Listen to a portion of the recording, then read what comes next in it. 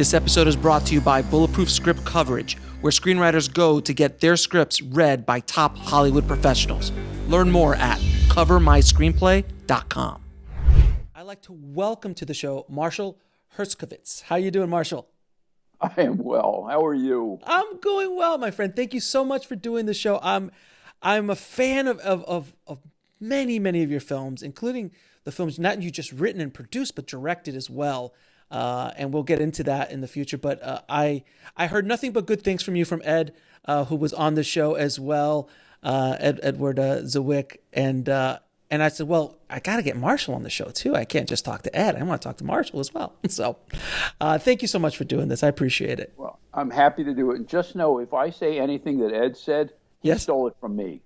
So. Fair enough. So before we get started, Marshall, how did you get into business? Well, it's funny. I went to Brandeis back in the early 70s, which dates me severely. And I majored in English. In fact, I majored in Old English. I was very interested in medieval England. I was a Tolkien freak. Nice. And just loved sort of Beowulf and that whole kind of, early medieval epic poetry sort of thing. And at the same time, at that moment, for some reason I can't explain, there was a huge interest in old movies. Like when I, living in Boston, there were 2 different revival movie theaters in Cambridge. And then on campus, one night a week, there was an old movie shown. So basically I was watching 3 old movies a week. Mm-hmm. And when I look back on it, I realized that the real education I got in college was in movies. I just didn't know it at the time. And I fell in love with movies. I fell in love with classic movies. And by the time I was a senior in college, I wanted to be a filmmaker. And the odd thing is, all I wanted to do was make medieval epics. That was my goal. Go to Hollywood and make medieval epics. And here I am, 40 years later, and I haven't made one. But, there's still hope. At any rate, that is what propelled me into the film business. I graduated. I made a short film, which was not a medieval epic. It was a very intimate, drama. Mm-hmm. And I came out to Hollywood thinking that would be my ticket to fame and success. And I literally could not get one person to even look at it. It was the most disheartening.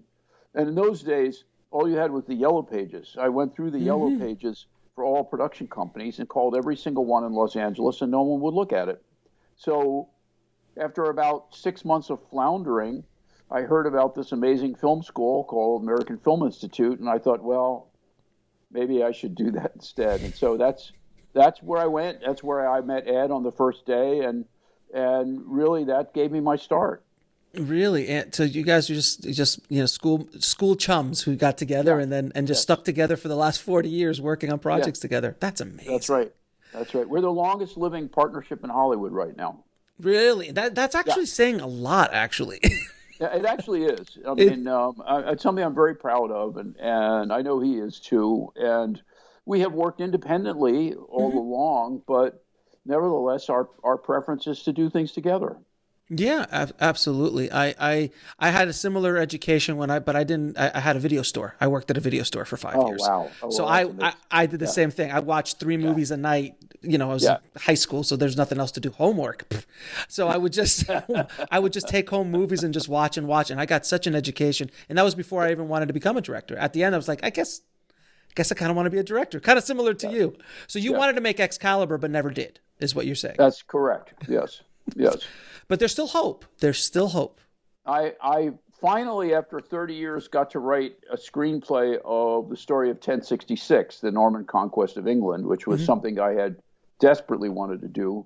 And, I still have hope that we'll make that as a movie, but, it's not exactly a moment now in the history of the film business when you can make big films like that. So we'll see. I mean, you put a cape on the main character, I think you have a better shot. I know that's the world. Come up, which superpowers could these various people have? Is that a serious conversation? Did someone actually have a conversation with you about that? Not about that, but about something as ridiculous. Something I don't even want to go into it. It's so ridiculous. It just it was a thing about Vietnam, and someone suggested that maybe that if they had different superpowers, people might be more willing to look at a story about the Vietnam War. It was upsetting. It's kind of like when they went in and pitched James Cameron Titanic 2. You know, Jack's back. Like at a certain point, you just got to go. It's enough. There you go. It's enough. Yeah. Now, yeah. I have to ask. I was looking through your filmography, and I have to ask, what was it like writing for Chips? Oh, I mean, I'm a '70s kid. So I had to go right there. I went straight to Chips because I had the pleasure of directing Eric Estrada on some commercials years ago. And the stories, oh my God, the stories he told about what happened in the 70s. People just don't understand what the 70s were like. I understand. By the way, I never went near the set. So I have no stories to tell about the production of it. All I can say is that was the low point of my career. When I got out of film school. Right.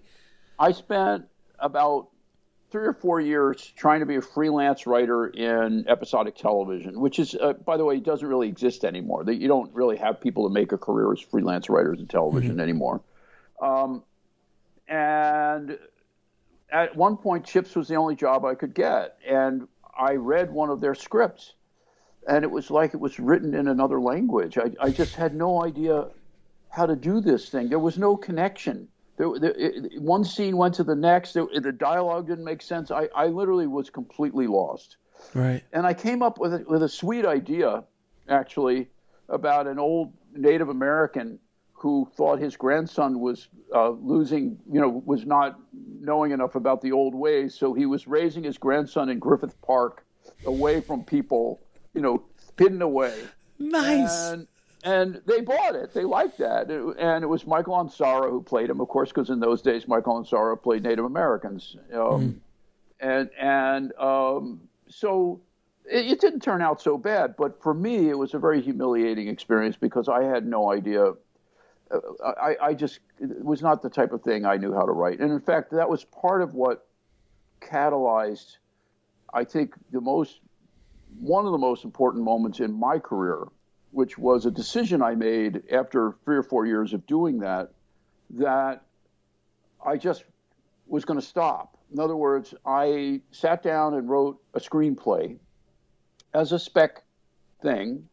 Ed and I worked the story together, and then I wrote the screenplay. And I said to my wife, I said, either this is going to work or I'm leaving the business because I just cannot go on doing what I feel to be a bad job doing other people's voices, meaning the voices of shows, and so that willingness, I think, to take that chance and to say, I'm either going to make it on my terms or I'm going to walk away, was what turned everything around. And the interesting thing is that screenplay that I wrote has never been made. It was almost made 3 times, but it did change everything for me because people were able to see my voice and I got work from it. And the work I got from it was what then gave me my career. So the willingness to bet on myself was a scary thing at age 26 or 27, but that was what made it happen. I mean, that's pretty enlightened for a 26 or 27-year-old, to be honest with you, because God knows I was in much worse shape than you were at 26 or 27. I was lost. I was in the darkest pit of my time. That's a whole other story for another podcast. But most 20-year-olds don't have that kind of reflection or that kind of bravery to just go, I'm going to make it on my end. And people listening, it's a very different industry than it was when you were doing this. Yeah. It was less competition. It wasn't cool to be a screenwriter or a director. It wasn't, nobody even knew what that was. They just knew that movies were made. Yeah, I know. It's true. I mean, it was hard to break in. By the way, there were trade-offs because there was much fewer product. There were 3 television networks in those days instead of 200. Right. It's easier to get a job today, but harder to have your own voice today. I think you could have a voice in those days, and I felt that I had one, and it was something that I felt I needed to listen to. So,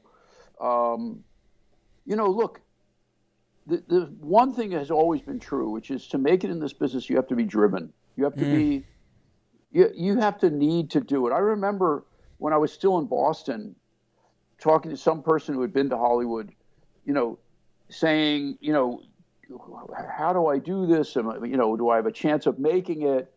And this person said to me, basically, if there's anything else you can do, you'll end up doing it. If there's nothing else you can do, then maybe you'll have a chance. I don't know if it happened to you, but I've gone through this. I've got a lot of shrapnel, I'm sure as you do, in this battle of these years working in this business. And there was times I wanted to leave. I can't take it anymore. I want to quit. I'm like, and then the voice in the back of your head is like, what else are you going to do? What are you going to go out, get a real job? What else are you going to, like, it's at a certain point, you just like, ugh.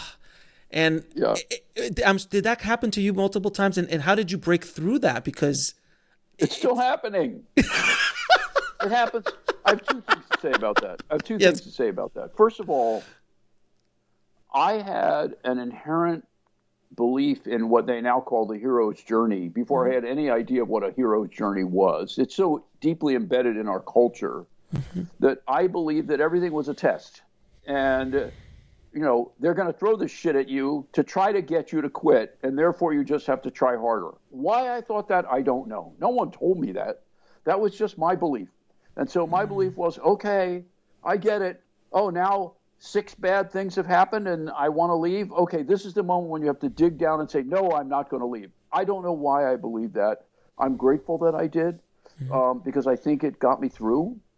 But the other thing is, it took me many years to realize this is something Ed and I talk about a lot. There's a cycle in this business and probably other businesses, but I think it's more this business because it's so speculative.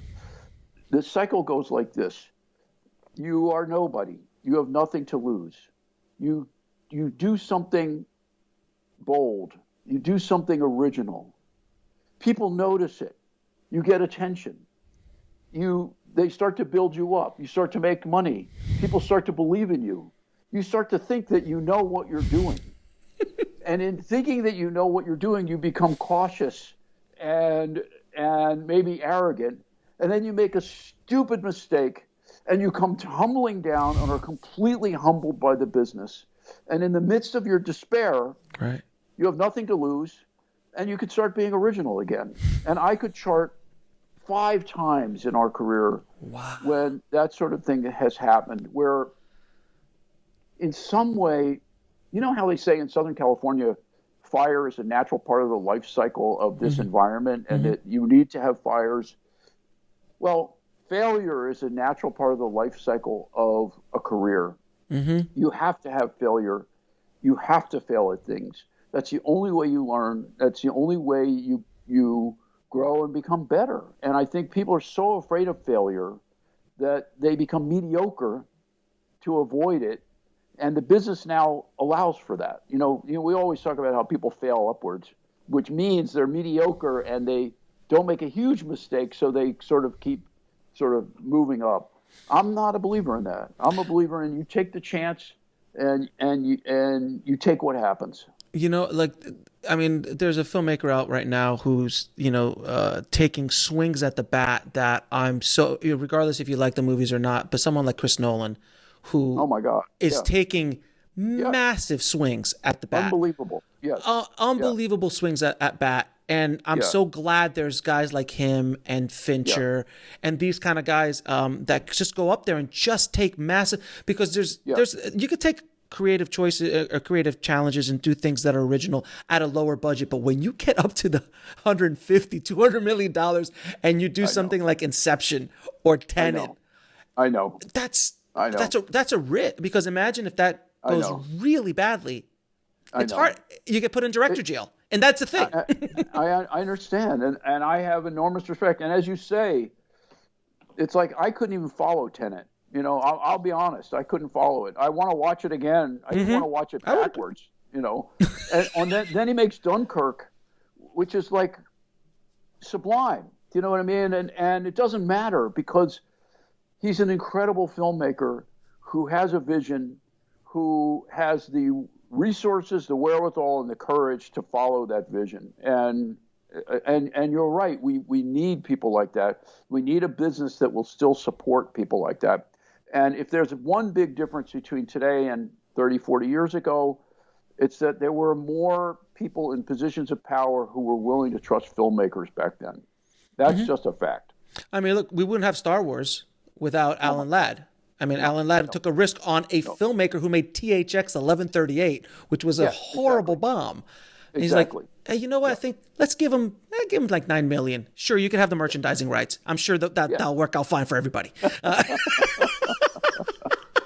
That is one of the most famous stories in Hollywood, that mercusing story. It's just amazing. Well, because all contracts were rewritten after that. I mean, it was after that, totally. Because like there's no money in lunch boxes and action figures. What is that to a sci-fi movie? Here, take it, kid.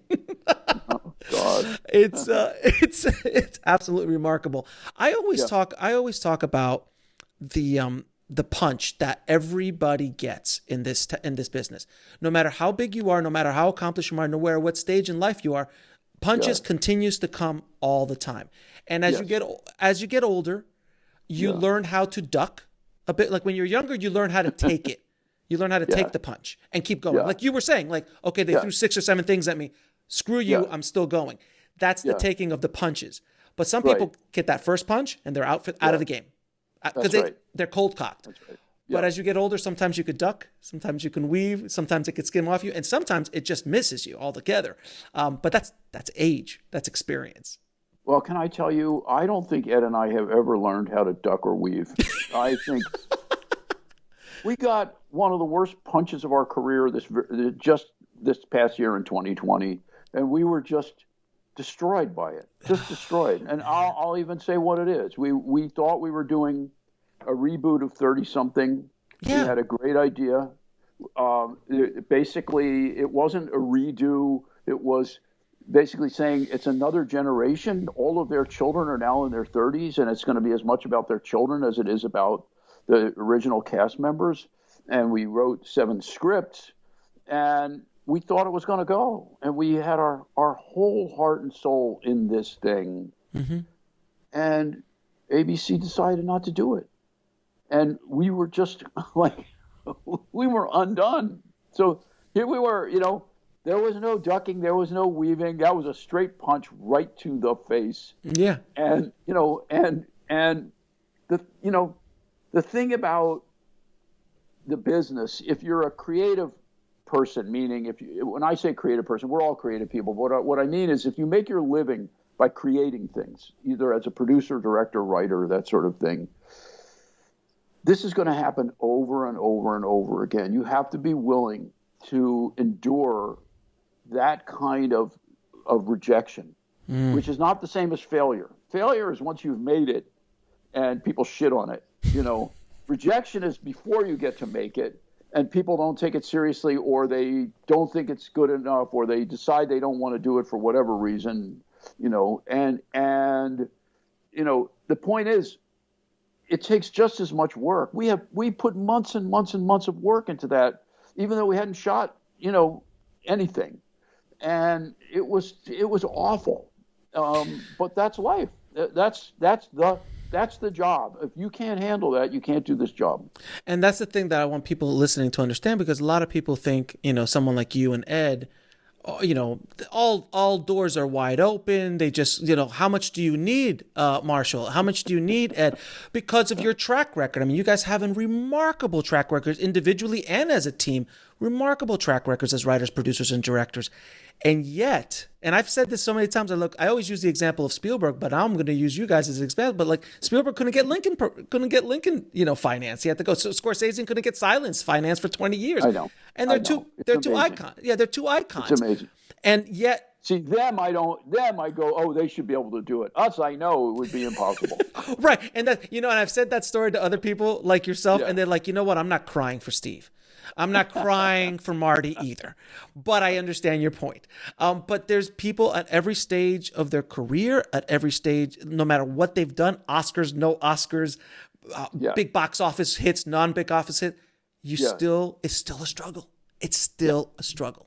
Constant struggle. Constant. Yes. And that's what I want people listening to understand, that like there is no magical place that you'll get to in this career where just doors will be wide open all the time. It might happen once or twice. Yeah. After a big hit, you're the toast of the town, you're the belle of the ball. What would you like? Right. And that's when you stick in that project that you've been wanting to get done for the last 20 years, like a medieval Excalibur reboot. There you go. Correct. Yeah. Now, when you brought up 30-something, how did you and Ed come up with that? Because, I mean, I remember when I was growing up, I mean, I wasn't in my 30s then, but I do remember 30-something was a monster hit. It was a monster hit for ABC when it came out. How did you guys come up with that whole thing? Oh, there's a funny story behind it. You know, oh my God. You know, I'm trying to figure out how far to back this up, but essentially, because we had done this TV movie called Special Bulletin, which I can talk about later, which made a big splash in the 80s. It was about nuclear proliferation and nuclear bombs and all of that. It kind of put us on the map, and we were offered a television deal at MGM Television. Right. And of course, we didn't want to do television; we wanted to do movies. We thought television was, shit, and so we took this deal at MGM Television explicitly for the purpose of the fact that I wanted to put a second story on my little tiny house in Santa Monica, and it would pay me just enough money to do that. And the idea was to try to get out of doing anything they wanted us to do, because they were going to pay us a guarantee, but we didn't have to do anything, We were only obliged to try to sell a television series. That's it. Just try to sell a television series. So the moment came where we were going to have the pitch meetings at the networks. And, we had come up with ideas for series. And I turned to Ed and I said, these are all terrible ideas. What if we sell one of these? It's like, we would have to make this. This is awful, And so this is not a joke. We sat there and we said, okay, what we need is an idea for a series that has no chance of going, but if it goes, we wouldn't mind doing.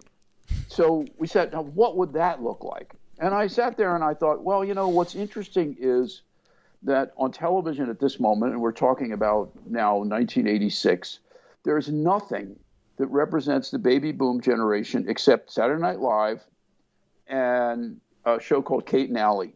Yeah, I remember Kate and Allie. Yeah. Yeah, and that was it. Everything else had nothing to do with baby boomers. And I said to Ed, look, we know all these people in this moment in their lives, they're having babies, they're messing with their careers, this person's afraid to settle down. And it's very interesting because Ed, who's normally so open to everything, looked at me with this look he gets. We have this thing, it's like he gets this look that looks like a grimace. And I go, why are you so down on this already? And he goes, I'm not down on it. It's just my face. I'm not making a face, At any rate, he gave me that face, and he was just completely, didn't buy this. And in those days, of course, we had this stupid little office at MGM, and at 1 PM, we could just go home because we didn't have anything we had to do. So we went back to his house, and his wife Liberty was there, and I tell her this idea I have of why don't we just talk about people we know? And Ed's whole point was, but there are no cops in it, there are no lawyers, there are no doctors. How are you going to sell a television series that doesn't have any of the franchises? And I said, what do we care about that? Their story, and God bless her, Liberty went, oh my God, I love that idea. And she started just listing all the people she knew and all the dilemmas in her life. And because Ed is Ed and he loves Liberty, somehow when she said it, it made sense to him. When I said it, it didn't make sense to him. So literally by the end of that afternoon, we had sketched out the 7 characters. By the next day, we had written this sort of manifesto of the series. We went in the day after that to ABC. And of course, who are the executives in the room? They're all in their 30s. One is pregnant. They were exactly the demographic for the show. Wow. And we basically sold it in the room to them. And it was, the whole thing was kind of charmed. And the irony was that we didn't want to do it. We did not want to do it. It's sort of, that's when Ed started quoting that great John Lennon line of, life is what happens while you're busy making other plans. Because at every step along the way, all right, so we wrote the pilot. And people loved the pilot. They said, go make the pilot. And then I directed the pilot, which is the first thing I directed. And they loved the pilot. And then in those days, they had what was called selling season in New York City in May, where they would, show everything to the advertisers and decide what they were going to pick up. It's what now it's called the TS sweeps, sweeps. Sweeps. Yeah. Not the sweeps. No, the TCAs, whatever they're called. Oh, got it. It's the upfronts, basically. But in those days, there were no cell phones, so you were ordered to go to New York and sit in your hotel room for 5 days and be within range of your telephone in the hotel room, because you might get a call that your show is picked up. So we sat there like idiots for 4 days in New York. On the fourth day, we get a call from the head of the studio, and that's a whole other story, David Gerber, who was one of the greats. He was such a character. Every second word was a curse word. And he says, and he had this, they love this fucking show. That's great, but you've got to change the name. They don't, 30-something makes no sense, but you've got to change the name. They want to use grown-ups. And we go, grown-ups? That's a terrible idea. He goes, well, they don't know if they can get it because Jules Swiper owns it, but they want to use grown-ups. And we go, well, we hate the idea. We don't want to use grown-ups. We want it to be 30-something. And so he hangs up. Okay, so we thought it was over, And then, of course, the next day at noon, he calls and he goes, they're picking up the show. So you're actively trying to sabotage the show. We were trying to and not only that, I'll go further. We hang up the phone, and he's like, oh, you guys are amazing. They're like, you could hear cheering behind that they picked up the show. We hang up the phone, and we look at each other. And the thing is, Ed and I have this shorthand with each other. We don't speak very often, in these situations. We just looked at each other, and we just, shook our heads and went for a walk up Madison Avenue for about an hour, thinking that our lives had just been completely derailed, and now we were doing a television series instead of being movie makers. And in those days, remember, TV was the great wasteland in those days. Right, I was about to say that. It's not the cool thing. Like, now TV is the cool place to be. Yes. No, we were sellouts. It's like, what are we doing with our lives? And so... And I say that in the full knowledge of how stupid we were at that moment, and I delight in our stupidity at that moment. But that's where we were. We thought, oh fuck, we sold a television series. Well, I guess we're gonna have to go do it now. And that's the thing. That's the one thing I've heard this from multiple people in the business. If you want to get rich, you work in television. If you want to be an artist, you go to movies because there's a lot more money to be made. At least there was back, when the studio, a lot more residual. There was much more money to be made in television than there was with syndication and all of that kind of stuff. As opposed to a movie, it's just a one. Yeah. So it's like that's right. Yeah. Nowadays, unless you're one of those few people, who. The few directors who can make $10 million a movie, or the actors who can make 20, but they're very rare, rare. And especially in today's world, I mean, look, the last few movies Ed and I have made, literally, we ended up losing money on them. We made a movie called Woman Walks Ahead. We ended up not only giving up all our fees, but each of us paying $25,000, in the post process. And so we lost money on that film. We didn't, so that's, basically the movie business now consists of 90% indie films where nobody makes money, and 10% these big studio productions that are $200 million productions, and that's a very small club that makes those movies. Right. So. And you're absolutely right. And I mean, movies. Some of the movies that you guys got made, like Glory. I can't see Glory getting made in today's world. Sure. Legends of the Fall. I mean, even if you still had Brad Pitt and Anthony Hopkins in it, it'd still be a tough sell as a studio movie. It might be more as a mini major kind of scenario. We have a follow-up to Legends of the Fall. I don't mean a sequel. I mean a piece that's set in 1905, not the same characters or anything like that, but it has a lot of the feel of Legends of the Fall. We can't get anybody to even consider making that movie because it's just a different world now. That's all. Again, super. If you put a cape on them, I'm just. Hey, I'm nobody. I'm just saying it might. Thanks a lot. I'm just trying to help. Marshall. So obviously you and Ed have been, you've obviously been great friends since the AFI days. What is the writing process? Like, what is the process? How do you guys actually do the writing? Like, I always love to. It's a really good question. Yeah, I love that. What's funny is that when we started, I did the writing. We would do the stories together, and then I would do the writing. And when I was supposed to write the pilot of 30-something, I was seriously blocked. I mean, I was so blocked that after 3 weeks, I had written one act. Oh, wow. And, and God bless him. He came in one day. We had these little offices, like I said, at MGM. And he sat down next to me, and he just took the keyboard. And from that moment, we started writing together. We never said a word about it. We never discussed what the terms were or how we would do it. We just started doing it. And it was all him. He saved me at that moment. He literally saved me. And I think over the years, what we've worked out is we just hand off. In other words, some period of the time I have the keyboard, some period of the time he has the keyboard.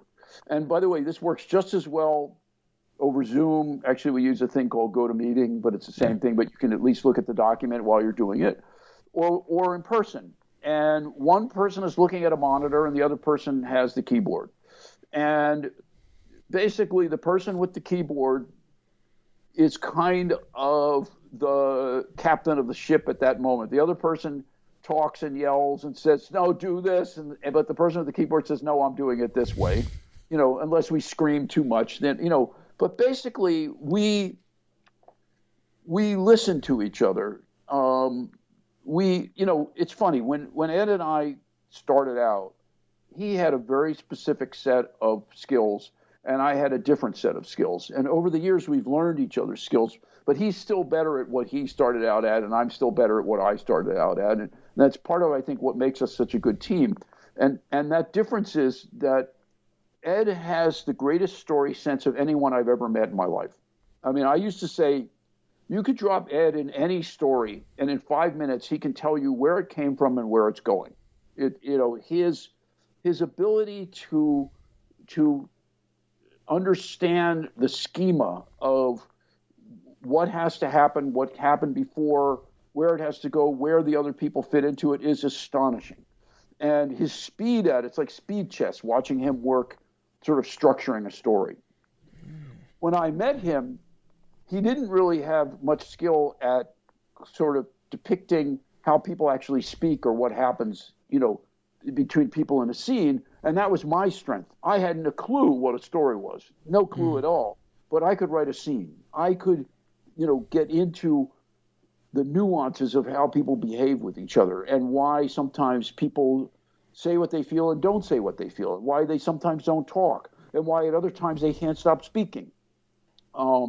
And so, we quickly learn to respect the other's skill. And so if I'm writing a scene and he would say, why are you doing that back and forth so many times? I would say, just shut up. It's going to work, and then he would see that it would work because it would all go boom, boom, boom, just like that. Two people, why? I don't know. Yes, I know. But you said that, da, da, da, da. People talking over each other. That was something I understood. Whereas he would say, this scene makes no sense. It doesn't fit into what you're doing. I would learn to understand that he's right when he says that. So we each apply our skills as it's going along. But there's a certain level of trust you have to have. I mean, I couldn't do this with anybody else because basically you're just saying any stupid thing that comes to your mind. And what we've come to realize, by the way, and I think this is really important to understand, is we've come to understand that if there's a moment where you hesitate because you think your idea is dumb or embarrassing or revealing in some way, that's the moment where the other person has to say, what is that you're thinking right now? What is that thing? Stop right now and tell me what you're thinking right now. Because whatever that thing is, that's going to be great. The thing you fear is going to be bad is going to be the good idea.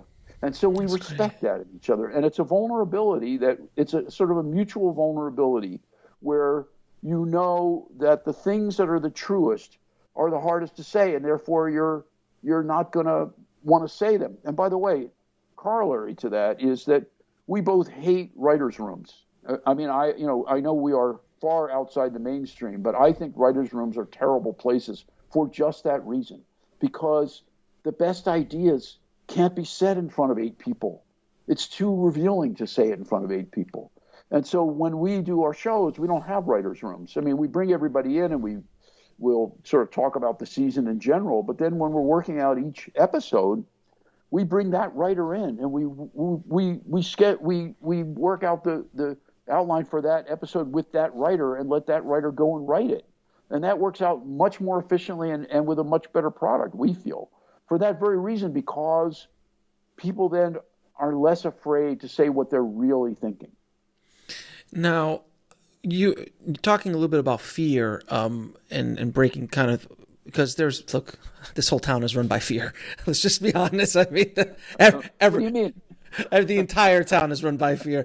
This entire industry is run by fear, and it's getting worse and worse and worse as the years have gone by. Even in my short tenure in this business, I've seen it change. Because corporate America is run by fear, and now the movie business is corporate America. Yes. Exactly. So did you ever write alone before Ed, or did you guys just start and it's always been I wrote alone. But we both wrote alone. I wrote a bunch of things alone before Ed. Yes. Okay. Yeah. So my question to you is, when you decided to say to yourself, I want to be a screenwriter, and you sat down and you saw a blank page, because I'm assuming there wasn't a screen at that point. It more likely might have been a page or a screen. Up to you. No, it was a page. It was a page. So when you looked at that blank page, what did you say to yourself to break through the fear of actually starting to write? Because it is the most terrifying thing for a writer to see a blinking cursor or a blank white page. It is a terrifying place to start. It's the most terrifying thing. It's the thing, and by the way, I would say it did me in for 20 years. I mean, I think, why was I blocked when I was writing 30-something? Because of that fear you're talking about. I couldn't break through that fear. I think, look, I'm a big proponent of psychotherapy, and I think psychotherapy in particular, when it comes to work, when it comes to the creative process, is incredibly valuable, because each of us has a voice inside our heads that is self-loathing.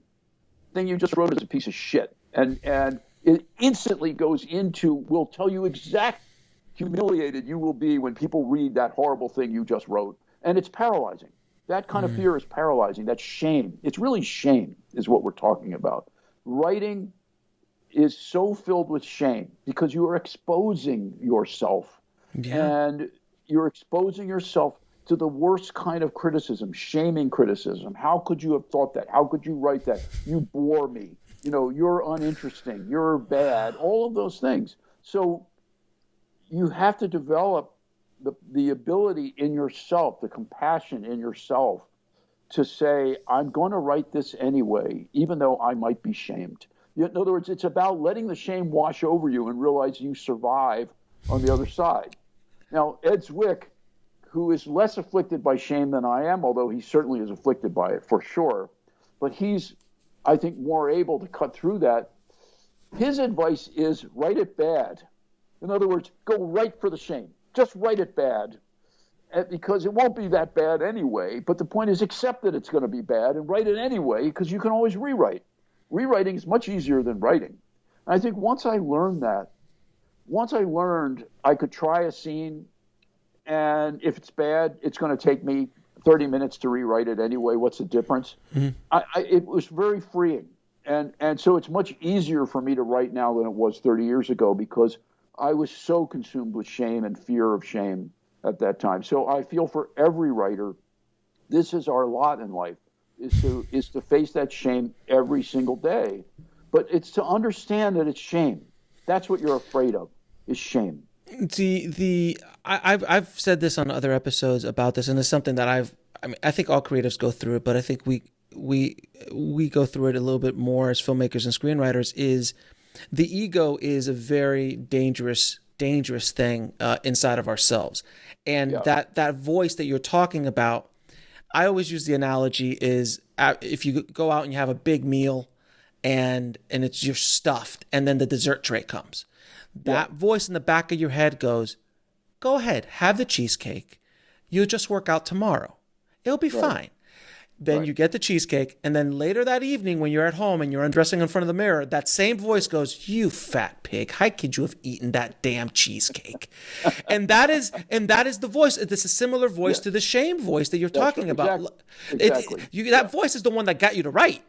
But then the other one, but it's also going to shame you. It's a horrible thing that we have to deal with as human beings. I know, as human beings. And by the way, I see it as two different voices. In other words, we all have parts. And that's what I believe. We all have parts, and there's one part that's a shaming part, and there's another part that has the appetite and the desire and wants to be a big deal or be creative or be famous or be rich or any number of things. We have different parts, and the problem is at any given moment, one part is ascendant and the other part is pushed down. So yes, you look at that cheesecake and the part that says, "Oh, I can do this," takes over. And then the next morning, the shamer says, "You idiot, why did you do that?"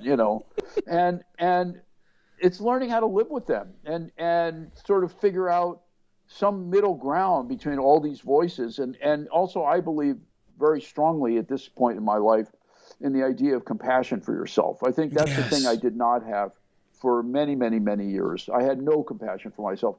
And I think most people would have described me as a very compassionate person toward other people. It was something that was very important to me. I had no compassion for myself. And that was very hard won and hard fought. And it's changed my life to be at a point where I do have some compassion for, why I became that way, why I'm so susceptible to shame. And here's the problem. People don't go to Hollywood and go into this business if they're all right up here. I've said that 1,000 times. You know what I mean? I've said that 1,000 times. Some hole to fill, You've got some deficit that you're trying to get over from your childhood. If you're out here trying to do this instead of going into the family business in Pittsburgh or becoming, you know what I mean? Honestly, we were propelled by darkness, in many ways to do this. And that's a part of our makeup. That we're damaged in some way. I believe that, and I have a lot of compassion for that in other people and in myself. And as you know, the percentage of damaged people in the film business must be higher than other per capita, other industries. Per capita, per capita. yeah.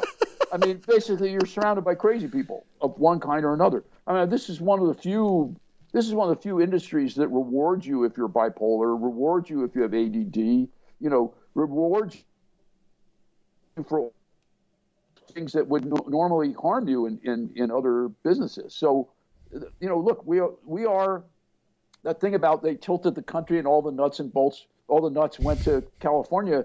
There's some truth to that, because there was an ache that brought us out here to try to achieve something. And you have to understand that ache, you're never going to find the source of that in success. You're going to find the source of that in healing yourself. Basically. Yeah, and I would agree with you, and I think that's something that a lot of writers go through is that self-compassion. And I mean, in my early years and even into my mid to late 30s, I was brutal to myself. Brutal. Yeah. I just would pound myself and be so hard and literally just tear myself apart, where I was more compassionate to people outside of me. And it took my wife to point it out to me. She's just like, "You've got to stop doing. You can't beat yourself up about it." Until finally, I finally get into the place where I'm like, I gotta give myself a bit of a break, man, because I'm only hurting you're only hurting yourself. You're hurting your chances. It only makes it worse. It only makes it worse. And it's tough enough. Yeah. And it's tough enough. Yeah, it's really. Now you have gone through a lot of ups. You've gone through a lot of ups and downs in this business. You've been at the highest of highs, and I'm sure you've been at the lowest of lows. How do you handle? How does the psyche, the ego, handle being at the Oscars, with a project, and then having 30-something, your new 30-something completely just get punched in the face? How do you deal with that at different stages of your life? What's your advice for that? It's along the lines of what we've been talking about, which is there was a wonderful book 20 years ago called Iron John by Robert Bly about what it is to be a man. And a lot of people made fun of that book because there were all these men's group that were spawned from it, which were kind of silly. But the book itself is filled with incredible wisdom. And that book helped me understand the idea that, that failure is part of the life cycle, and that no man can really avoid failure forever. And that, you have to embrace failure. And so I think understanding that is a big, big help. But look, these blows are just, I had a terrible thing happen 13, 14 years ago where I had a startup called Quarter Life that was a social network and also a show, an online show. Mm-hmm. And the online show was successful for a while, but the social network failed because at that time, the whole point of our social network was that Facebook was only open to college students. And we thought, well, what happens when you get out of college? And of course, right when we were developing our website, Facebook just opened itself up to everybody. So our entire financial model went away. Right. And I lost a huge amount of money in this. This was a huge humiliation for me. And not just humiliation, it was destructive. And it was horrible. And I had to say, you know what? I took a chance. This is something I believed in. And I took a chance and it didn't work. And I got to move on, And so that took a while, but you pick yourself up. If you still have that fire inside to do something, then you have to listen to that and say there are more challenges ahead. So that's all you can do. You live with the shame of that and you move on. I mean, look, Katzenberg, put out Quibi, and he took a swing. He took a very multi-billion-dollar swing. Big swing. And you know what? And he was taking a chance, and he's like, you know what? I think this is where it's going. I have a pretty decent track record. I think this is what's going. And on paper, it seemed like a solid investment. But unfortunately, it didn't go well. But you know what? I give him nothing but props for taking the swing. You bet. Gotta have people like that. If not, if it wasn't, for SpaceX or Elon Musk or Ford or Edison or Jobs or any of these guys who took those big swings in every aspect, we wouldn't be where we are today. So totally, that's that bravery. And I think as a creative, as a screenwriter, sometimes you got to take that swing as well. Absolutely. And I've lived that way. I believe in that, and I'm willing to take my lumps because I believe in that. Because you're going to take lumps if that's the way you're going to live. Yeah, no question. Now, I wanted to take you to your first directorial debut, Jack the Bear, with Danny DeVito. I love that movie. It came out during my window in the video store. My years at the video store, it came out, so I remember recommending it. I remember the VHS box on this thing. Like I tell a lot of my guests, 87 and 94, I'll beat anybody in Trivial Pursuit with movie trivia because that's the time. That's the time that I saw everything that came out. When you did that film, which was a wonderful film, you didn't write it, you directed it. If I'm not mistaken, correct? Yeah, it was written by Steve Zalian. Right, not a bad. He's okay. He's done okay. He's done okay for himself.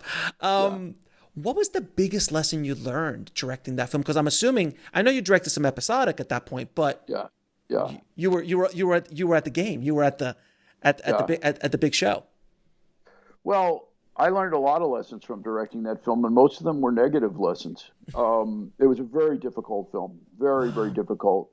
There were a lot of problems attendant on that film, and truth be known, in retrospect, I think I should have withdrawn and not made it, actually. And that's a hard thing to say. Yeah. But without going too deeply into it, here's the issue. I think that although I think Steve Zalian is one of the greatest writers of our industry, that script had structural problems. When I got to the project, by page 60, you did not know what that story was about, and I don't think a movie can sustain that. And so I wanted to make some serious structural changes in the first half of the movie. And Danny DeVito, who at that moment was very ascendant in his career, he was actually prepping Hoffa, which was going to be his big directorial, big directorial project. He had script approval, and Danny loved the script as it was, and so they would not allow me to make any changes in the script, and I knew that it didn't work. It was a wonderful script from page to page. In the scenes, the dialogue, was wonderful, but structurally it was very problematic. And so I remember, it's very interesting. Danny and I had an interesting relationship. In pre-production, we argued a lot about the script, and he's a very smart guy, Danny, and he saw what my fear was, and he went right to it one day. He said to me, look, you're the director of this movie, and when we're shooting this movie, you tell me to stand here, I stand here. You tell me to laugh, I laugh. But right now we're talking about the script, and that's what's important. And he understood that I, as a first-time director, I had anxiety that I was working with this big star, and he was true to his word.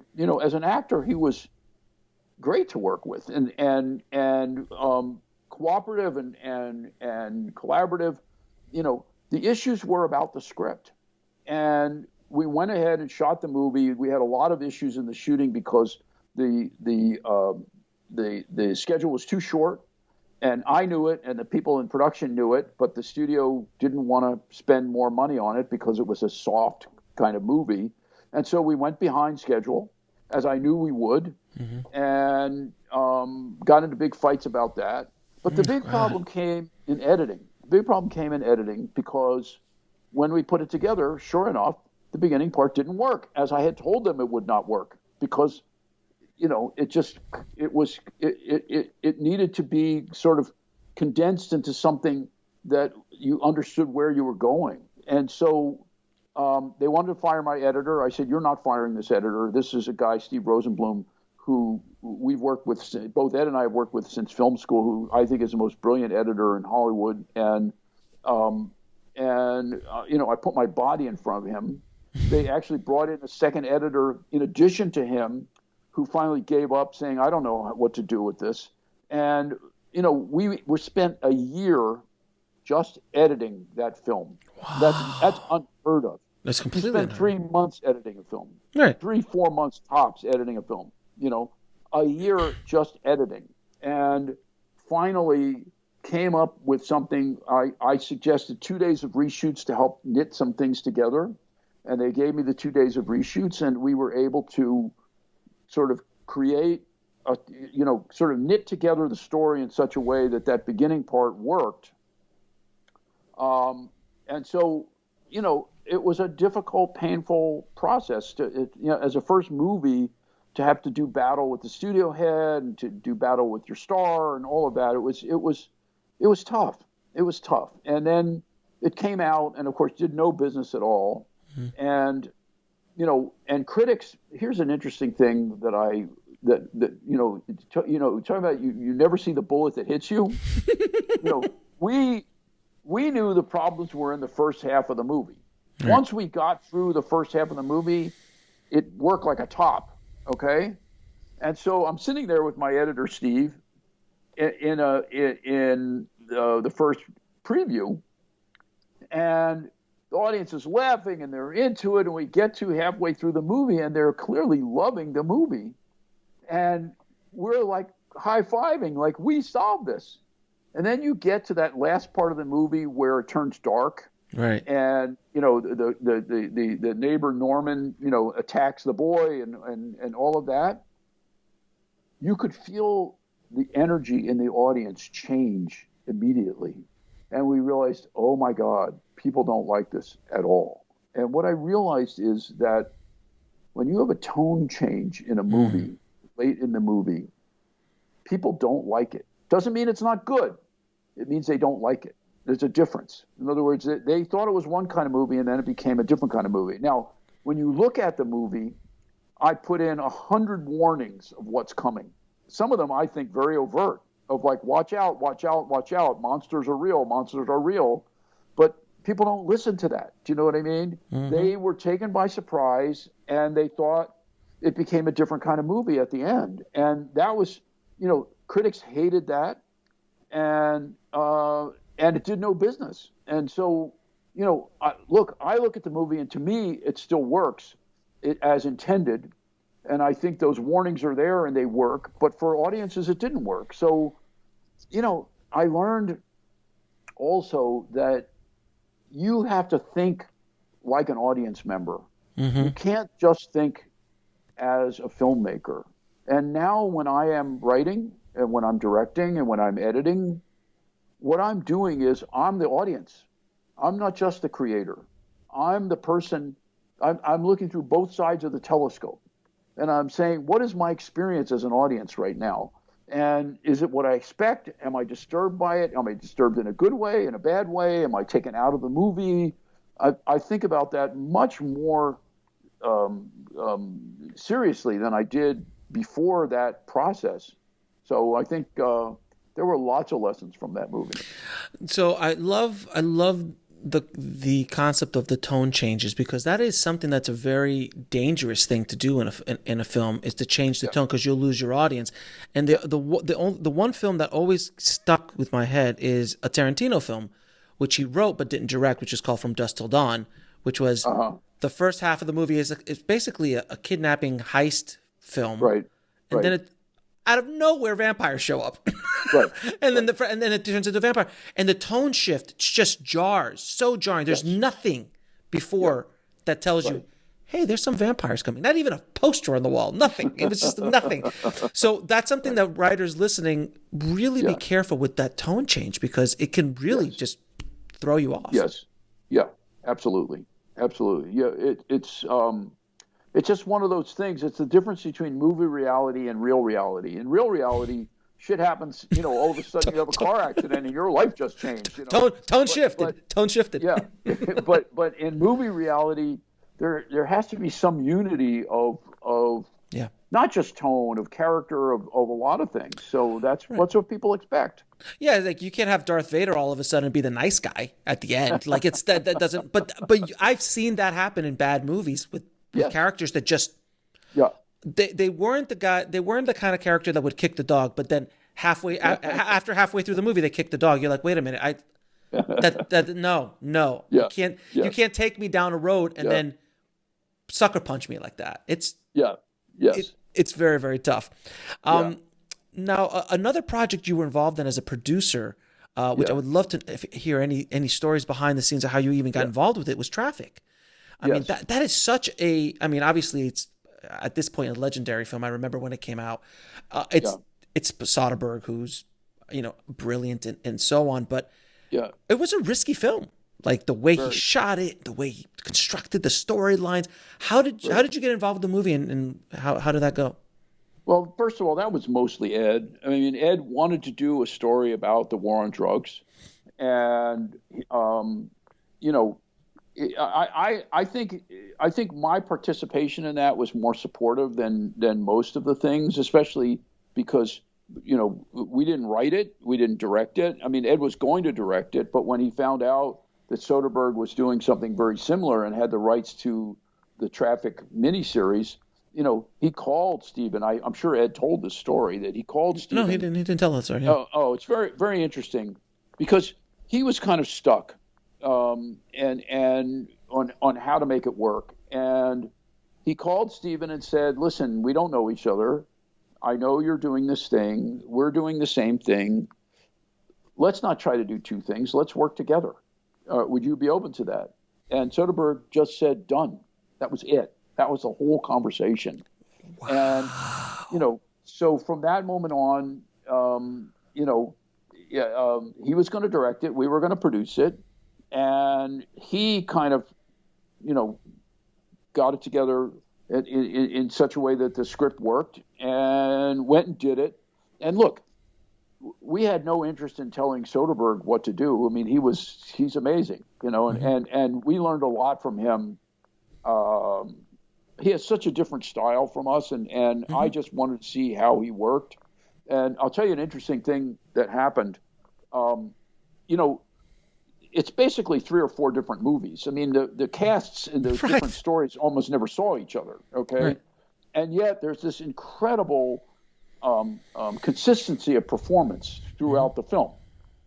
And I remember I was doing a panel when the film came out with two of the actors, and one of the questions was, how does Soderbergh work with the actors?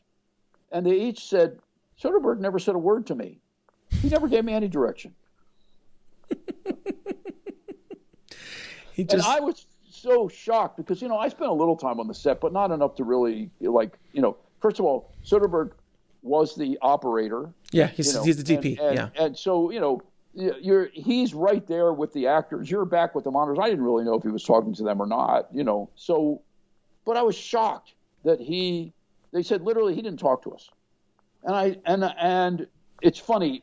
Ed has a theory that a lot of directing is osmosis, in the sense that your biorhythms as a director get transmitted to the actors. And so you have to be very careful of what your biorhythms are, because it's going to affect their performances. And what I realized at that moment was that Soderbergh, if you know him, he's very taciturn. He's not that expressive as a person, which I think puts a lot of people on edge and makes him seem very serious. He's actually not that serious. He's a very funny guy, but he seems very serious. But I think actors, when they're around Steven, they know they can't fuck around. They know they have to show up. And there's something about that fear of being judged, because he's not judgmental. I'm not saying that, but when somebody is not expressive or reactive, you put it in. It brings out that thing. Right, do you know what I mean? Right. And so I think having this guy 6 feet away from you, holding the camera, and sort of in the scene with you, had the same effect on every actor, which brought out sort of their A game, their most grown-up self, and it's an amazing effect that in some alchemical way, he got these consistent performances from everyone because of who he is. That was a very interesting lesson for me. I mean, because the cast was, that cast was remarkable, and so many different styles of actor and acting and performance. And they were wonderful. And they're every single one of them is so internal and so available. When I say internal, it means I can see into, they're actually not internal. Their windows into their thinking process is so open, and Benicio del Toro is sublime, just sublime in the movie. It's like just watching the dailies, you're going, this guy, it's like you can't even imagine, you can't even call it acting. It's something else. He's in some possession, whatever it is, and Michael Douglas and all of them, and Don Cheadle, they were all Catherine Zeta, place. Yes, all of them in some place that was so remarkable. And that's Soderbergh's gift, that he creates that world on the set that allows these actors to inhabit that place in themselves. Is that the first? Please remind me, because I'm not that keen on Soderbergh's history, but was that the first time was the big hit? Because I know Aaron Brockovich and obviously the Ocean's 11. Aaron Brockovich was the same year. He was nominated. He's one of the only directors to be nominated against himself as a director for an Oscar. Christ. He was up for 2 Oscars as director that year.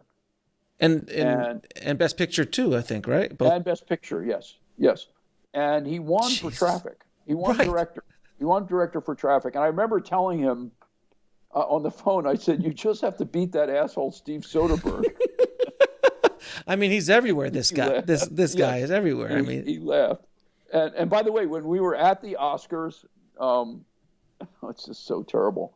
We're in the second row, and you can see into the wings in the auditorium. Right. And so Michael Douglas comes out to give out Best Picture, and you could see that first of all they had 3 Oscars for Best Picture, and we had 3 producers. And then as he opens the envelope, I can see that the film is one word. I couldn't read it, but I could see it's one word. And so I hit Ed and I whisper, "We won."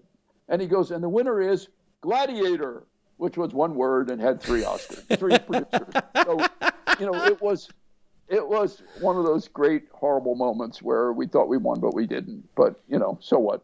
It was all great. It was all, no, I mean, overall, you guys did okay. Yeah, we did okay. And that was, just don't get ahead of yourself, Marshall. Yeah. And honestly, talking about, guys who take swings at the plate, I mean, Jesus, Soderbergh. I mean, he's going out making moves with his iPhone. Amazing. He's amazing. Yeah. I mean, he's amazing. Yeah. Absolutely remarkable.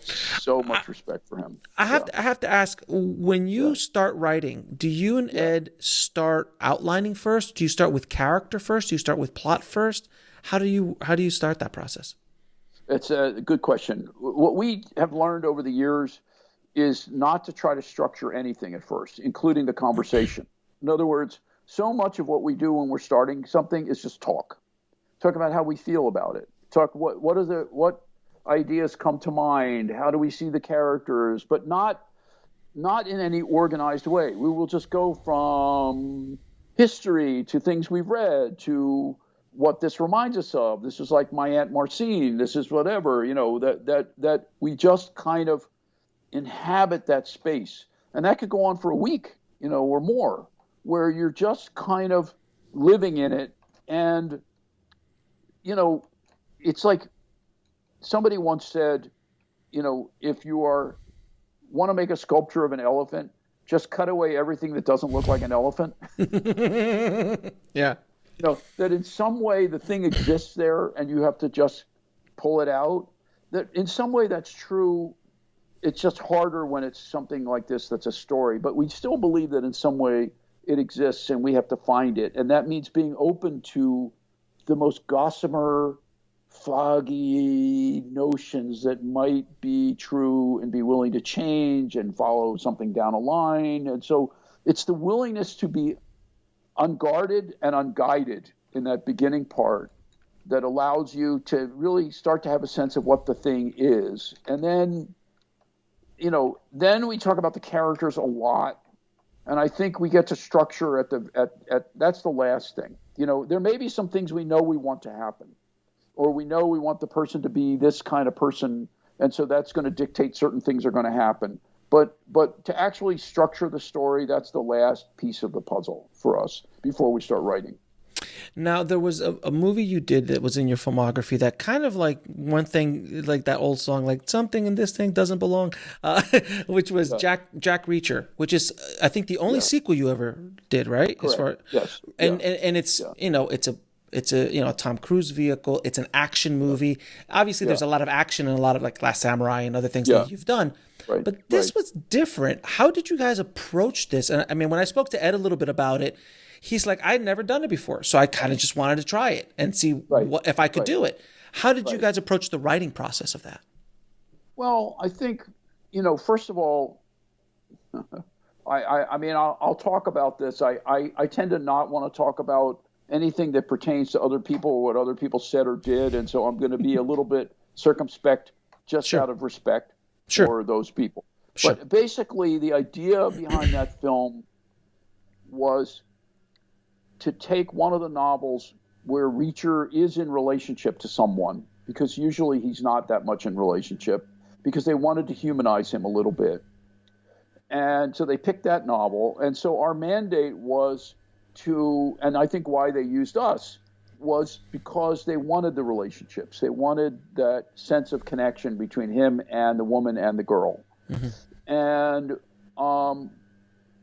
that's what we wrote, and that's what Ed shot. And they loved it. And I remember Tom, who we love working with, by the way. We've done 2 movies with Tom, and he's a great guy to work with. That's a whole other subject. No, I've heard. Which I'm happy to get into, but he's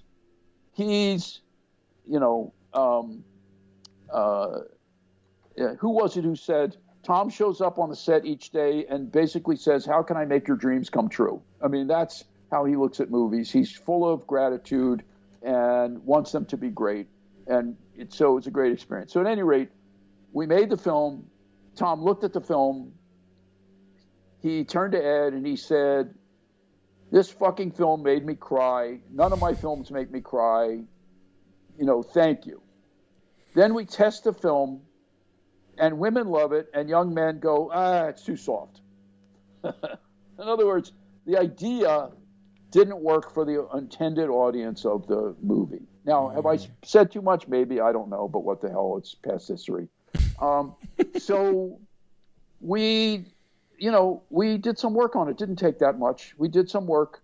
We knit some things together. We shot a little bit more action. We just kind of toughened it up a little bit. And that's something I believe in. I believe in the post-production process very strongly, maybe because of my experience with Jack the Bear, but maybe also even from television, that you can surgically change something and make it into something that works better. And we've done that a lot. And so that's what we did with that. And, I think it found some audience. It's just, it was each of these things. Look, to me, it's a miracle a movie ever gets made, and any movie is any good. And so I look at that and I go, okay, I'm proud of it. We did what we were supposed to do, and then we did what we could do, and a lot of people liked it. So, if it's not the most popular movie of all time, we can survive, And I've spoken to multiple people who've worked with Tom, and they say, I've never heard a negative word come. Everyone's always like, he is the utmost professional. He shows up. He just is. And can I tell you, when we did Last Samurai with Tom, and we went to New Zealand, after we'd been there a week, there was an article in the local paper saying that everyone on the crew had to sign a affidavit that they would not speak to Tom and they would not look Tom directly in the eye. And not only was that not true, but the opposite was true, which is, of all the people I've worked with, he's probably the most polite to everyone on the crew. If someone says hi to him, he will actually stop and say, "Hi, how are you?" and talk to them.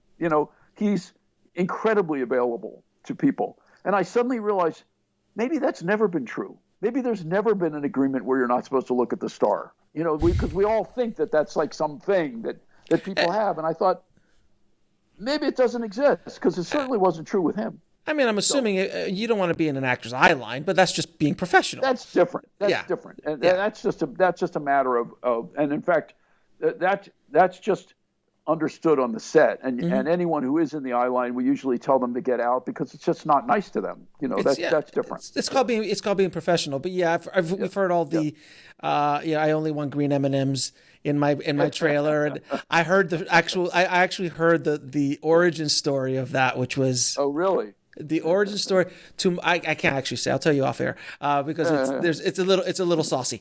Right. But I heard the story of that one. But yeah, you hear all these stories, and look, talking to a lot of people like yourself and professionals in the business, when they work with these big actors, the amount of attention and that gets thrown on someone like a Tom Cruise, a Will Smith, The Rock, any of these giant movie stars. A lot of times it sells papers, it's sensationalism, and a lot of times they want to tear them down. A lot of times they do. Of course they do. It's a weird. And I've seen that with Tom. And by the way, the thing that always hurt so bad for me was that thing about him jumping on the couch on Oprah's show. It's like, that's Tom every day. Right. Tom is the most enthusiastic person I've ever met.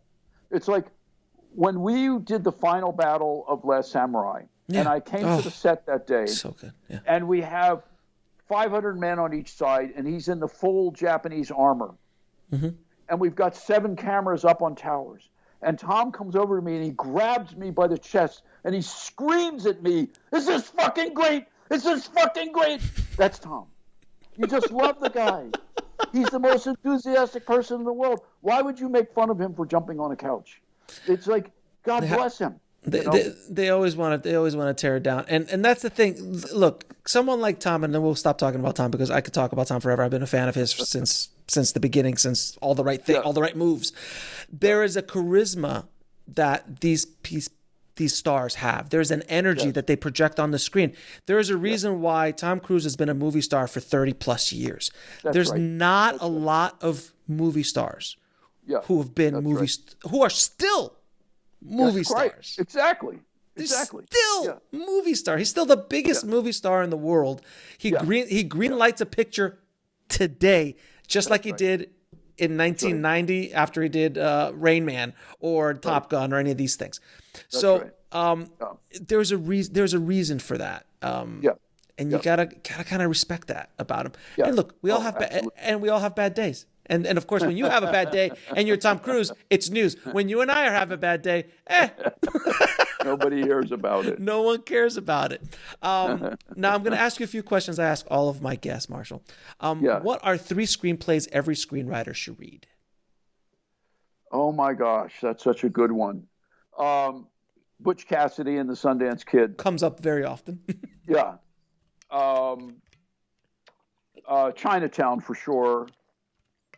And I would say Annie Hall probably. Oh, so good. Because, so good. I mean, Annie Hall. It's funny because everyone's talking about this right now, and it's been a very particularly difficult experience for me because Woody. First of all, Ed has known Woody since Ed was 22 years old. Right. He worked in Paris with him. And in relationship with him, and he's not just a hero of ours. You know, creatively, he was such a touchstone for us. And you know, it's just been a very painful experience. And the only way I can live with it is to understand that many of the artists that we revere turn out to be monsters. Picasso was a monster. Wagner was a monster. A lot of these people, you know, and you know, art is art. And I cannot take away the fact that, Annie Hall is probably my second favorite movie of all time. And that's just will continue to be a fact because he packed so much about what it means to be a human being and what it means to be in relationship into that movie. It's amazing. And you can't take that away from him. So, I mean, how do you, and that's a conversation about being able to separate the artist with the art. Yeah. And, is Van Gogh, do I appreciate Van Gogh differently because of the way he lived his life? Yeah. Right. I don't know. And that's a much deeper question and a more controversial conversation to have. Yeah. But at the end of the day, Annie Hall is Annie Hall. Yeah. And it was Annie Hall for a long, long time. Tomorrow morning, right. Francis Ford Coppola could go out and murder 30 people. But the Godfather. But he still made the Godfather. The Godfather and the Godfather 2 and the Apocalypse Now and Dracula and all of these classics, it's still the Godfather. Right. By the way, I think I should add a screenplay to that. Yes.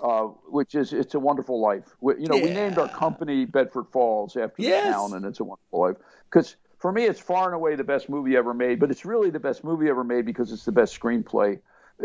Because it shows what you can accomplish in storytelling. That this is a man that I think I once counted. I think there are 9 different stories in that movie that are then turned around in the period when he comes back and he never existed, where you instantly understand what has happened to those people because he didn't have an effect on them. And if you think it's easy to create 9 stories and in 1 second understand the effect this guy's had on people's lives because he didn't exist, it's a remarkable piece of work and also filled with things that Ed and I call gifts to the audience, which is something I think I learned from George Lucas from Star Wars, that just things to delight you. In other words, when you look at It's a Wonderful Life, the fact that the squirrel crawls up Uncle Billy's shoulder, that they have a crow in the office, and the little bits that they play, and that Annie says at the end,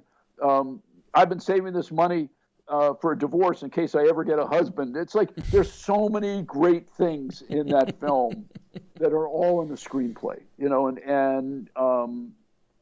as somebody said, you can have a shitty movie from a good screenplay, but you can never have a great movie from a bad screenplay. And that's the truth. It all starts with the screenplay. Now, what advice would you give a screenwriter wanting to break into the business today? That's simple. I've given this advice a lot. I have a theory about this. I believe there are thousands of undiscovered great actors. There are hundreds of undiscovered great directors, and there are no undiscovered great writers. Because if you can write, people will see it right away. And you're absolutely right. And you can get people to read your stuff. You can get assistants. I'm a big believer in assistants. I think, assistants run this town. And if you can get on the phone and get an assistant to read a script, because by the way, every one of those assistants is ambitious and wants to move up, and their capital is finding people, especially like if they work for a producer or they work for an agent, that sort of thing. And the thing is, if you can write, and I'm not saying this isn't really about talent per se, it's about whether your writing fits with the movie business. If your writing fits with the movie business, people will see it. They will recognize it, and there will be an energy coming toward you. And what I usually tell people is that this is very Darwinian, and it's a sad but true fact of life. Be willing to write 3 spec scripts. If by the 3rd spec script you don't feel that energy coming toward you, then you should probably do something else because you're missing something. Now, maybe you can learn it from one to the next and see what you did wrong. But if after 3 you haven't learned it, it's not going to happen because it's electric. When people like what you've done, it's electric. That energy that comes toward you from people, because there's such a desire for good material. So I just tell people, look, it's the simplest way to break in. You just write. It's not the easiest way. There is no easy way, but it's the simplest way. You don't need money. You have to live, but I mean, you don't need equipment. You don't need to hire people. You don't need people to like you. Yeah. You just have to write, which is hard enough. So it's one of the toughest things any artist could ever do is to write a good, solid story. And I've said this a million times as well in the show. I feel that screenwriting is probably the toughest form of writing, maybe next to a haiku, that you can do because of the condensed and the way it works. A novel is so much easier. And I've written books, and I just, oh my God, when I've written scripts and I've written books, when I started writing the book, I was like, oh my God, I'm free. I could just write if I just want to write, I don't have to worry about it. And you just go. Whereas a screenplay, you're like, what does the mean in this description? Do I need the? Can I do a B there? Can I do a 2? Like it's by the way, brutal. So true. So true.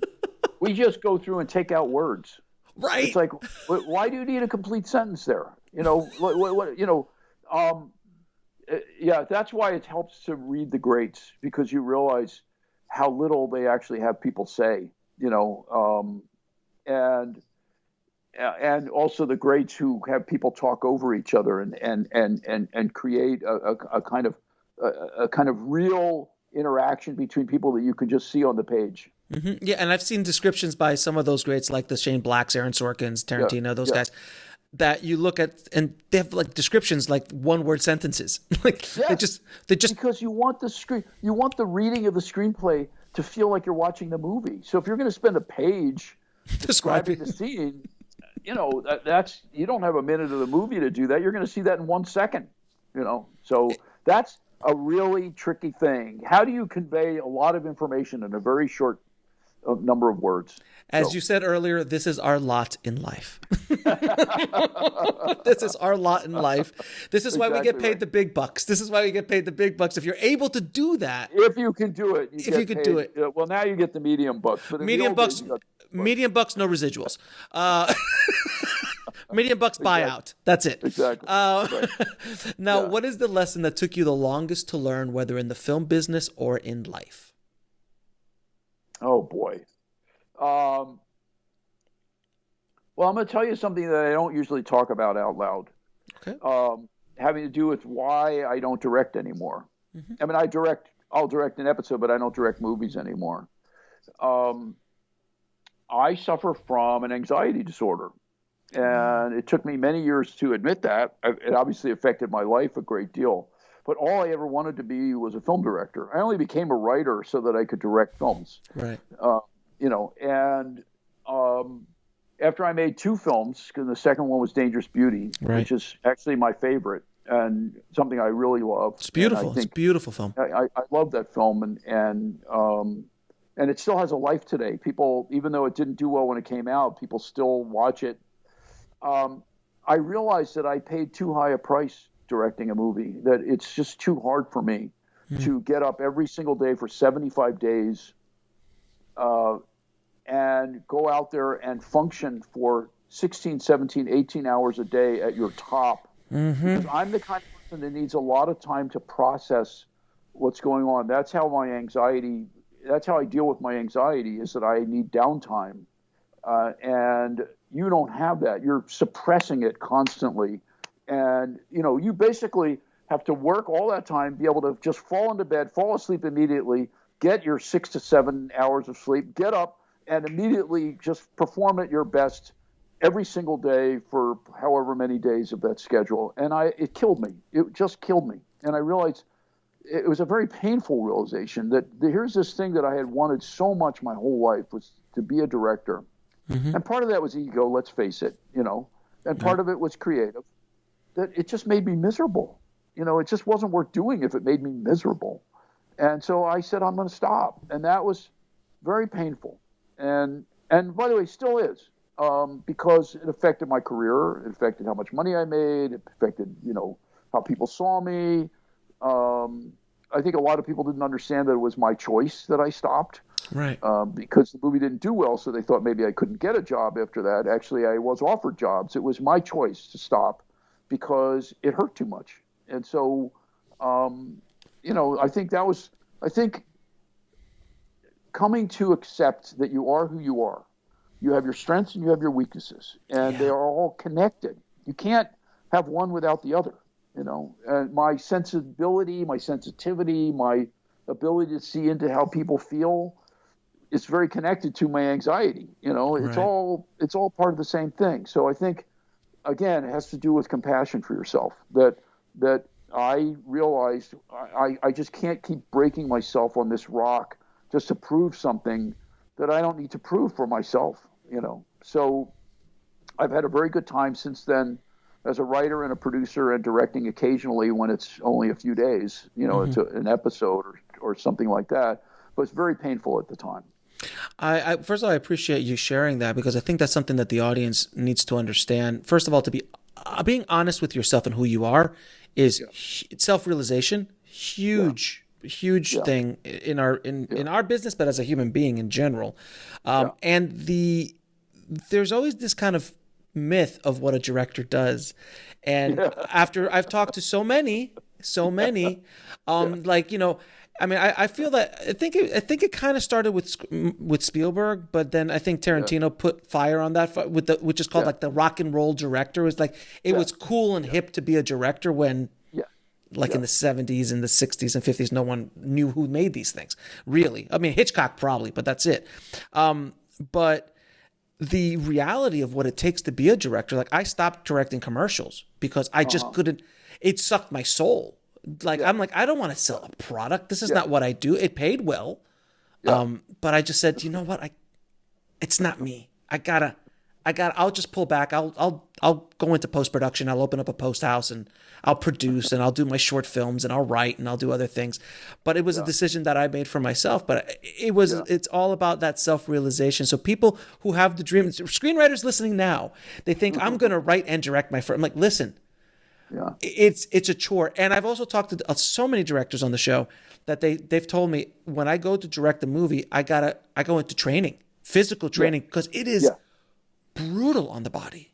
It's brutal. Yeah. Brutal on the body. Yes. Yeah. And then mentally, and it's your psyche, and that's best case scenario without a star that's giving you problems, without studio executives trying to sneak in, other people trying to cut your knees out underneath you because it's their agenda. There's so many other politics, and that's one thing I never actually asked you about. This is kind of on a side note.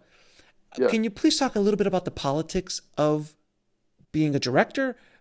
Politics behind the scenes, because so many screenwriters, so many filmmakers don't understand that. I mean, an agent told me once, when I'm looking for a director, I'm looking for 3 people. I'm looking for an artist, a politician and a business person. He goes, that's what I'm. And if you, and the greats, all the greats have those three. Have those three. Yeah. What can you explain just a little bit about your experience with the politics? You did a little bit with Jack the Bear, but any tips on how to deal with that? Well, I think it's, every situation is different. And by the way, I think the business has changed a lot. I think that when we came up, it was understood and expected that as a director or a producer, you could be very difficult and take stands and go in the face of studio executives and win. Now, if you do that mostly they fire you. So, unless you're Nolan, you don't get to do that anymore. So you have to be more political today than you were then. But I think, nevertheless, okay, I'll tell you a little story. I don't know if we're going over time or not. No, don't worry about it. We're good on time. There was a wonderful book called Shogun in the 70s about medieval Japan. Yeah. Okay. And there's a scene in that book where one of the Japanese warlords had captured the English soldiers, and he was boiling one of them alive in a big vat. And he was having his people sort of gauge the temperature of the boiling so that the screams of the man would be just the right pitch for him that would be like poetry for him. Jesus, brutal. It was very brutal and horrible and sadistic, and at the same time spiritual in a way, that he would do this. Okay. Mm-hmm. And his name was Yabu. That was the name of that character. And I remember saying to Ed that when you're budgeting a movie and you're in pre-production, the studio will grind you and grind you and grind you down until the pitch of your screams change. This is not a joke. I realize this is true. Okay, that they either consciously or unconsciously, they depend upon the director to actually protect the movie. Because at first you're going, I'm not going to cut that thing. God, blah, blah, blah. But there's a moment when you become desperate and you feel like they're destroying the movie. That was the moment when they would relent, because they were actually depending on you to know what the movie really needed and not. And so when your screams changed, that's when they would say, okay, that's the budget. Now, that was the old days. Oh, God. Now, they decide beforehand by a mathematical model what the budget's going to be, and they don't care what your screams are, and they won't make the movie. They just won't make it. It's like they'll just say, forget it if it costs too much. So it's a very different world now, and you have to decide, can I make the movie I want to make without help from these people? In other words, they were your partner in those days. They might have been mean about it, but they were still your partner. They still wanted a great movie. Now it's different. Now it's pretty much mathematical. It's like, all this algorithm. Is how much to invest. Yeah. And because we can get our money back, and you don't have that sense of that these were cowboys in the old days who would take chances on things they believed in. You don't have that now. I mean, it's rare. You occasionally have it, but it's rare. I mean, can you imagine Taxi Driver today? I mean, we had to put a superhero in it, and that was Joker. Yeah, there you go. That's the only way Taxi Driver would get made in today's world. There you go. I heard Guillermo del Toro say this once, and I think it's an amazing analogy for working in Hollywood. He said, in Hollywood, you're going to eat a shit sandwich. Now, you can change the bread. You could put some avocado on it. You could put a really nice Grey Poupon. But at the end of the day, you're eating some shit. Yeah. By the way, we have our own version of that, which we believe to be absolutely true. It's based on an old sexist joke where a man is hitting on a woman at a cocktail party, and he says to her, "If I paid you $1 million, would you sleep with me?" And the woman says, "Well, actually, if you actually paid me $1 million, yeah, I probably would sleep with you." And he says, "Well, if I paid you $5, would you sleep with me?" And she says, "What do you think I am, a prostitute?" And he says, "Well, we've already established what you are. We're just negotiating the price." Okay, it's a horrible sexist joke. Okay? It is. But the point is that applies to filmmaking, right? Which is, and it's not about money. It's not about sex. It's about quality. That in the end, you're going to compromise the quality of your film. You are going to compromise. It's not going to be as good as you want it to be. And the question is, negotiating the price. How high quality can you get before you have to compromise? It's that simple. And each film establishes that sort of going into it, based on how much money you have, how many sets you have, who the actors are, you kind of get like how good that movie can be. And you fight then at every step along the way for the highest price of quality that you can fight for before you give in. But every day you give in. Every single day you give in. And you have to understand that. You give in. It's every day you are just basically losing at the highest level you possibly can. That's unfortunately the truth. But and it's if you can keep it there, then you'll have a good movie, And it's about and the filmmakers that get those masterpieces done. It's about the battles that you can wage and win. I mean, Coppola was. I mean, look what he had to go through with Godfather, Apocalypse Now. Jesus Christ. Yeah. Oh my God. I mean, Jesus, Apocalypse Now. Yeah. I mean, thank God for that documentary, so we know what he went through. Oh my God. That's by anyone listening. Prerequisite: you need to watch Hearts of Darkness, the documentary on Apocalypse Now. Such. Him on the phone saying, "You mean I paid Brando $1 million of my own money, and he's now not going to show up?" When you see him in his kitchen, you go, "Oh my God!" It's like I never want to do this as long as I live. I never want to be in that position. When Martin Sheen punches the mirror out, and he's like he's drunk and he's about to go after Francis while they're shooting. It's like it's insane. And they keep it in the movie. His hands all bloodied out and stuff. Oh yeah, totally. I mean, it's insane, but it is about. And with writers, it's tougher because you have less power.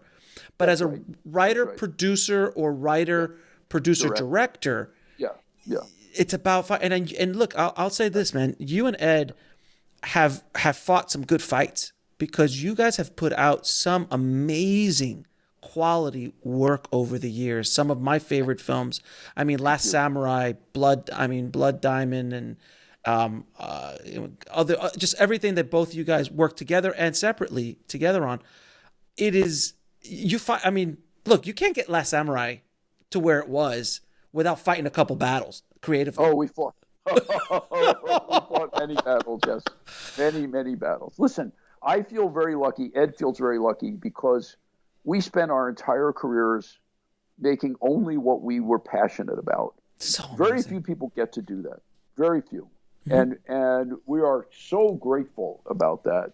And, whether that was a combination of difficult or ferocious or people liked us or whatever it was, to be given that gift to make movies and TV shows that you really love and care about and that you're not pushed into making is a great gift, and always be grateful for that.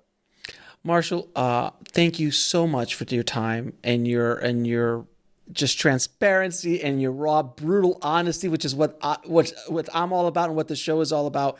I hope it scared and terrified people in a way that if you're scared and terrified and you don't think you should do this, don't. But if this is emboldened you to like, you know what, I can take that hit and I can keep going forward, then this is for you. But I'm so glad that you've helped us with that. So thank you so much, Marshall. Well, thank you. I really appreciate it.